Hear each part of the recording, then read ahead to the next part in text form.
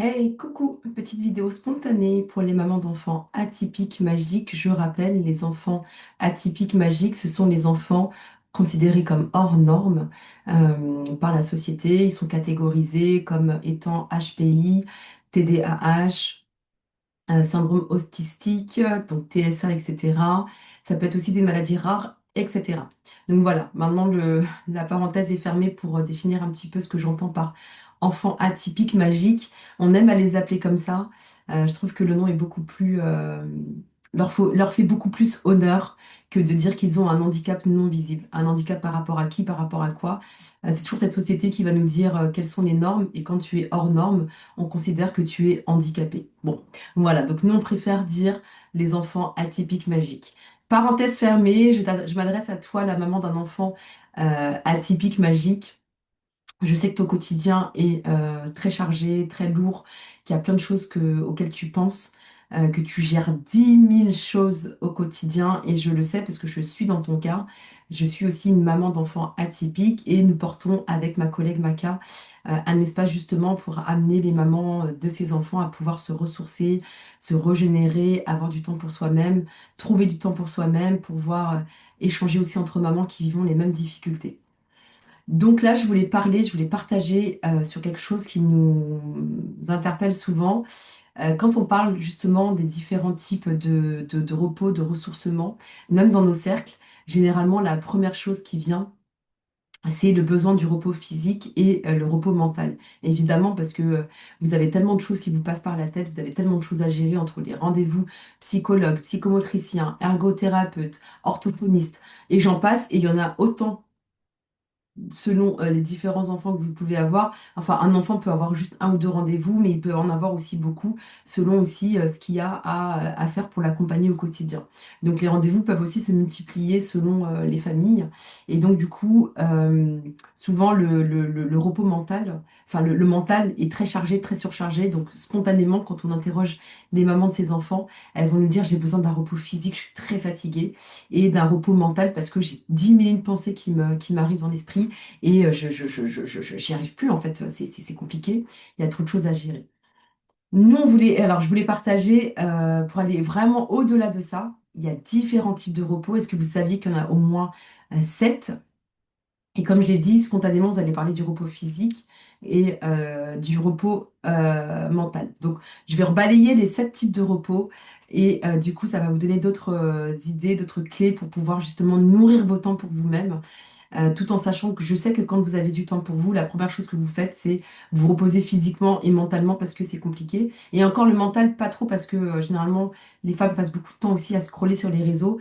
Je trouve que c'est pas que c'est une mauvaise chose en soi, mais le temps passé, plus vous allez passer du temps sur le scroll, et moins votre mental va se recharger. Voilà, je passe au 7 types de repos. Donc j'ai ma petite note à côté pour en oublier aucun. Donc le premier, c'est le repos social. Donc, s'entourer de personnes qui sont positives, bienveillantes, ça c'est important.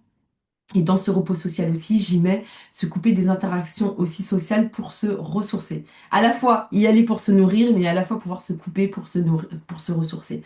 N'hésitez pas à vous entourer et à pas rester seul dans votre cas.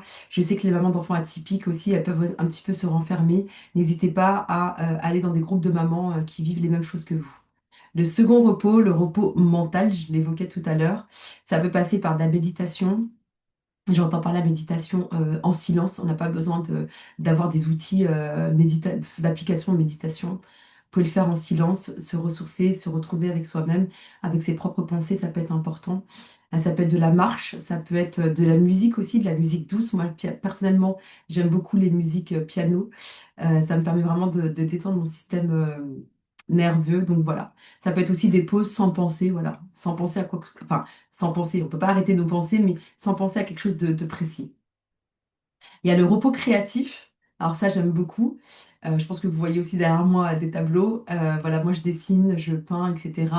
J'écris, et ça me fait vraiment, vraiment, vraiment du bien. Donc ça peut passer par l'art, la littérature, dessiner, peindre, écrire, bricoler. À vous de trouver vraiment vos activités qui vous font du bien. Moi, personnellement, j'aime aller voir des expos, j'aime dessiner, j'aime écrire, comme je l'ai dit.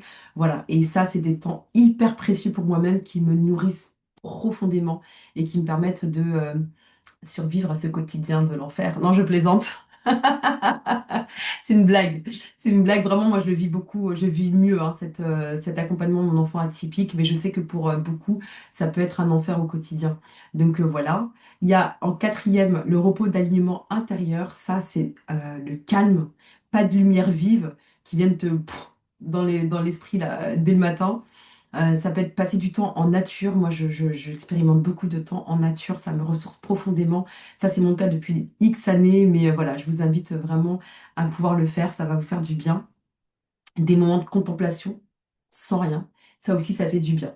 En cinquième, je parlerai du repos sensoriel.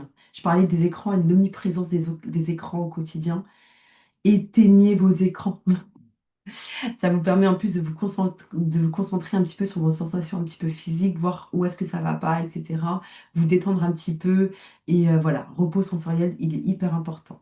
En 6, le repos physique. Dedans, j'entends la détente corporelle, la relaxation, le sommeil, les siestes, les étirements, relaxation musculaire pour ceux qui font du sport. Voilà, c'est vraiment important.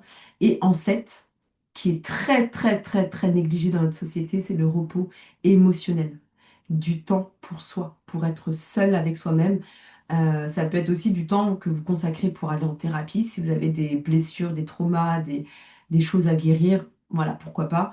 Ça peut être se confier à une amie, à un cercle de maman. Je parlais des cercles de maman que nous on anime. Ça peut être des connexions, être en connexion avec ses émotions, pouvoir les accueillir et les libérer. Ça peut passer par le journaling, etc. Donc voilà pour ces 7 types de repos que je voulais partager avec vous. Dites-moi en commentaire s'il y en a certains que vous expérimentez d'ores et déjà ou si vous êtes que sur encore le repos physique et le repos mental que vous avez déjà du mal à mettre en place dans votre quotidien. Merci pour votre écoute et bon ressourcement.